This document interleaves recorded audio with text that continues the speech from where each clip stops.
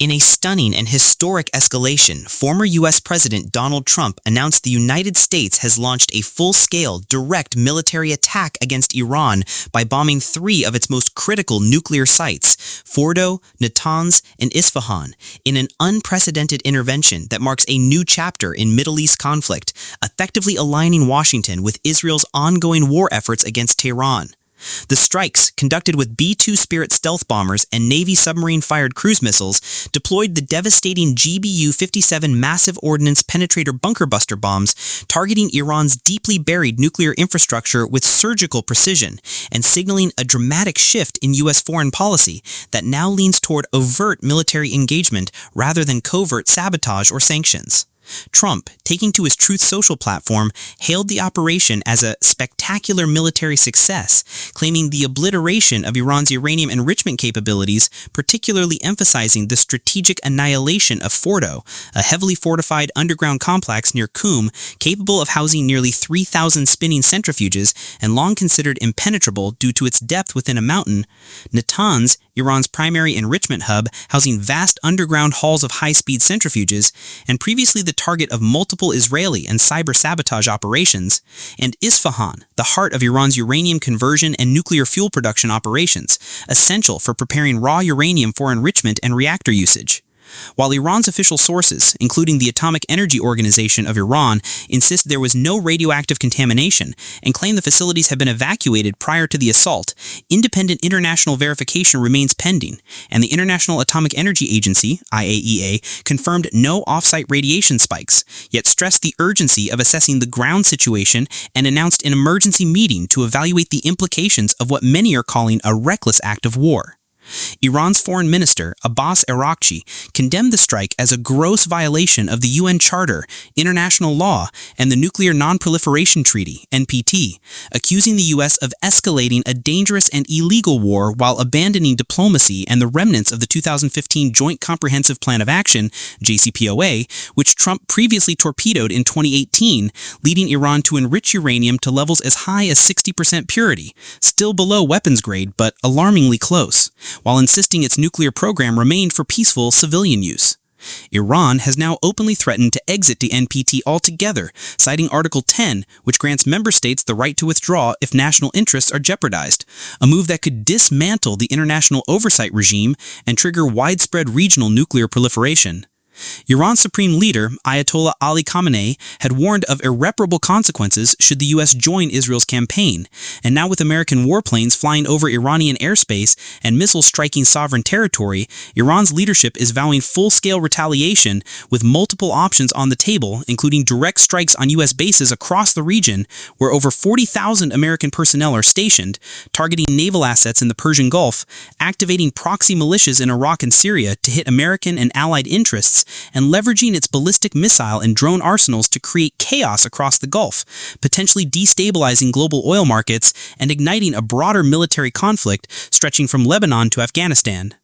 While Iran launched counterattacks on Israel using the advanced Khyber-Shikin missile, it is so far held back at direct strike against U.S. forces, possibly to calibrate its strategic response. But the political and public pressure inside Iran, especially after over 400 Iranian deaths from Israeli attacks, and growing nationalist fervor, makes a measured response less likely, especially after Trump doubled down with further threats on social media, warning that any retaliation by Iran against the United States of America will be met with force far greater than what was witnessed tonight, signaling a dangerous tit-for-tat escalation spiral that could engulf the entire Middle East and embroil the United States in another long-term high-casualty conflict reminiscent of Iraq and Afghanistan. Experts warn that the U.S. risks walking into a prolonged war of choice, with Stephen Zunes highlighting how Iran's response could involve asymmetrical warfare and proxy operations rather than open battlefield confrontation, targeting American soft spots globally while also accelerating its covert nuclear development, no longer constrained by IAEA inspections if Tehran withdraws from the NPT, a scenario described as catastrophic by UN Secretary General Antonio Guterres, who labeled the U.S. bombing as a direct threat to international peace and security, and warned of civilian casualties, regional destabilization, and the collapse of diplomatic frameworks. With Iranian officials declaring that diplomacy has failed and that a war has been imposed, the world watches anxiously as two long-standing adversaries slide toward open war, a situation compounded by Trump's aggressive rhetoric and the absence of diplomatic back channels that previously helped de-escalate tensions. Adam Weinstein of the Quincy Institute warned that Iran will likely continue its nuclear program underground, which may trigger further Israeli or U.S. attacks, feeding an endless cycle of violence and counterviolence that neither side can easily exit.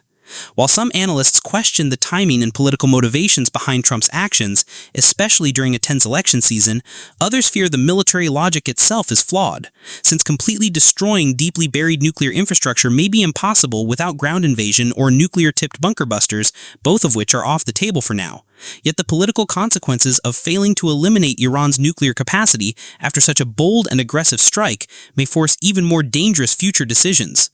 Amid global outrage, with many UN members condemning the U.S. action as unlawful and urging restraint, Iran's parliament leaders argue that Washington's actions have not only breached international norms, but have also energized domestic calls for an unrelenting defense of national sovereignty and military revenge. And if Iran responds with a strategic attack that kills U.S. personnel or sinks naval assets, Washington may escalate further, risking not only American lives, but also dragging NATO and regional allies into an inferno.